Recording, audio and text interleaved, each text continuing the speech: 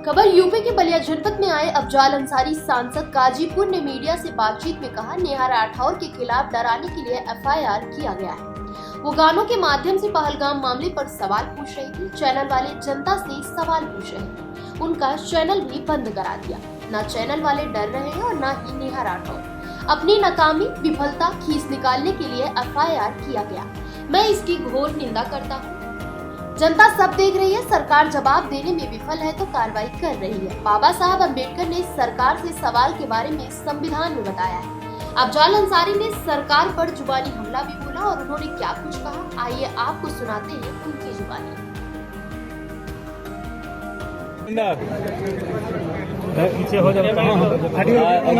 जिस तरह से पहलगाम में जिस तरह से हमला हुआ, जिस तरह से इस समय नेहा राठौर के ऊपर एफआईआर लिखी गई है, इसको किस सवाल पूछ रही थी। नेहा राठौर सवाल पूछ रही थी, पुलवामा की घटना को लेकर सवाल पूछ रही थी। चैनल 4 वाले जो हकीकत है वो जनता के सामने परोस रहे थे, तो उनका चैनल बंद करा दिया गया और नेहा राठौर को डराने के लिए एफआईआर कर दिया। न चैनल 4 वाले डरने वाले हैं और न नेहा राठौर डरने वाली है।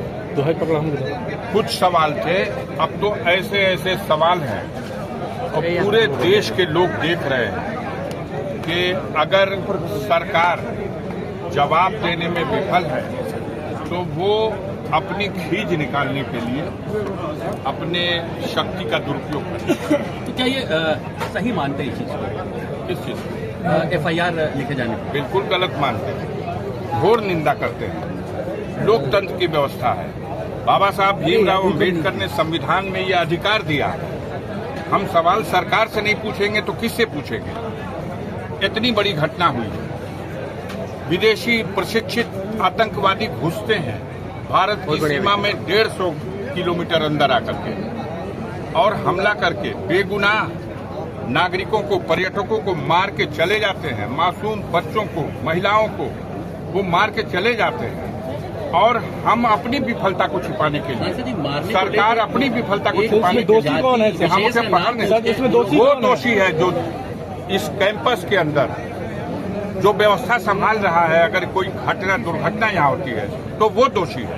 पूछा जाएगा कि चौकीदार कहाँ था, वो चौकीदार कहाँ था जब ये सीमा क्रॉस करके आतंकवादी आए? उस चौकीदार ने उनको रोकने के लिए क्या किया? सीमा तो 1.5 किलोमीटर दूर है। जब उन चौकीदार की तरफ से इसका जवाब नहीं आएगा तो जनता तो सवाल करेगा। लेकिन धर्म पूछ कर मारा गया, इसको किस रूप में देख रहे हैं? आपको ये बात कहा गया है कि इसका प्रचार करिए। आप बताइए, एक सवाल का जवाब दे दीजिए। अगर धर्म पूछ करके ही मारा गया तो इसका मतलब क्या निकाला जाए? महाराष्ट्र में हमारे देश के सुरक्षा का एक जिम्मेदार अधिकारी ट्रेन के अंदर लोगों का धर्म पूछ करके गोली मारा, तो क्या पूरी कौम को कटघरे में खड़ा कर दिया? क्या दुनिया नहीं देख रही है कि कश्मीर के मुकामी लोगों ने अपने जीवन को जोखिम में डाल करके, घायलों को अपनी पीठ पर लाद करके और उन असलहों से लैस आतंकवादियों की धमकी की परवाह न करते हुए दुर्गम पहाड़ियों में हजारों लोगों की जान बचाने का काम किया। रो रहे हैं वो लोग जो बचे हैं, जिनको नया जीवन मिला है, वो उनके एहसानमंद हैं।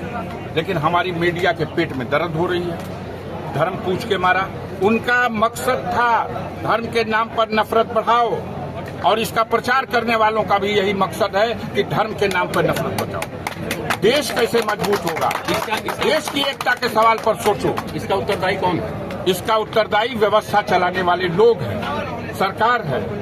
जिस सरकार की ये नाकामी है, जिसने सारे देश में ये ढिंढोरा पीटा कि कश्मीर में ऐसी कानून व्यवस्था है कि परिंदा पर नहीं मार सकता, और कश्मीर में इतनी बड़ी घटना हो गई और हमारा प्रधानमंत्री बिहार में जाके वोट मांग रहा है। अभी शहीद हुए लोगों की चिताओं को अग्नि भी लगाई नहीं गई और ये जाकर के वोट मांगा। आपने जिनको हराया वहाँ पे इस समय राज्यपाल हैं, उनकी कितनी विफलता मानते हैं? अब उनकी विफलता और पूरी सरकार की विफलता, अब इस पर कुछ क्या कहने को शब्द रह गया कोई। हम बेहया हैं और हम कुछ मानेंगे ही नहीं, तो वही बात है। इन लोगों को तो चुल्लू भर पानी में डूब मरना चाहिए। जिनके आह्वान पर सारे देश के पर्यटक वहां गए, उस जम्मू कश्मीर की वादियों में सैर करने गए, अपने परिवार को साथ लेके गए। हमें तो ये भी पता चला, आज द हिंदू अखबार ने लिखा है कि 3 घंटा पहले केरल हाईकोर्ट के 3 जजेस भी अपने परिवार के साथ वहां से गए थे, जो पिकनिक करने वो लोग वापस लौट गए। बड़ा हादसा हो सकता बड़ा हादसा हो सकता था, क्योंकि उन जजेस के ऊपर ये भी उस स्टोरी में आ रहा है। मैंने उसको देखा कि उन्होंने केरल में किसी जघन्य घटना के लिए जिम्मेदार आरएसएस के कैडरों को सजा दी थी, और वो कश्मीर घूमने के लिए गए थे। जहां अटैक हुआ है वहां से वो घूम के 3 घंटा पहले वापस गए। सारी सुरक्षा कैसे हट जाएगी भाई? कश्मीर में चप्पे चप्पे पर फौज है, हमारी 10 लाख फौजें वहां हैं, और वहां पर जहां 2000 लोग हैं पर्यटक, और उनके सुरक्षा का कोई इंतजाम नहीं। इधर से भी 4 गोली चलाने वाले होते, तब उन लोगों की बहादुरी देखी जाती। अच्छा सांसद जी, समाजवादी पार्टी कार्यालय के आगे एक पोस्टर लगा है, आधा देश और आधा अम्बेडकर। इसको किस रूप में आप देख रहे हैं? देखिए, बाबा साहब भीमराव अंबेडकर की विचारधारा से समाजवादी पूरी तरह से प्रभावित हैं, और उस विचारधारा को कुचलने और दबाने की उद्देश्य और मंशा लेकर के भारतीय जनता पार्टी के लोग, जो पूरे देश में, यहाँ तक कि सदन में भी, राज्यसभा और लोकसभा में भी बाबा साहब का अपमान करने में पीछे नहीं रहे। आपने नहीं देखा, अमित शाह ने कहा था अम्बेडकर अम्बेडकर अम्बेडकर अम्बेडकर करते रहोगे, इतना नाम भगवान कर लेते तो स्वर्ग में चले जाते। आज देश का पढ़ा लिखा नौजवान, बेरोजगार, आम जनता बाबा साहब भीमराव अंबेडकर के संविधान के साथ जो देश में उसका निरादर हो रहा है, उसकी अपेक्षा उसको दरकिनार किया जा रहा है, उससे दुखी है। समाजवादी पार्टी पूरी तरह से बाबा साहब और उनके संविधान के प्रति अपनी आस्था रखती है, कटिबद्ध है, पूरा सम्मान करती है। बिल्कुल।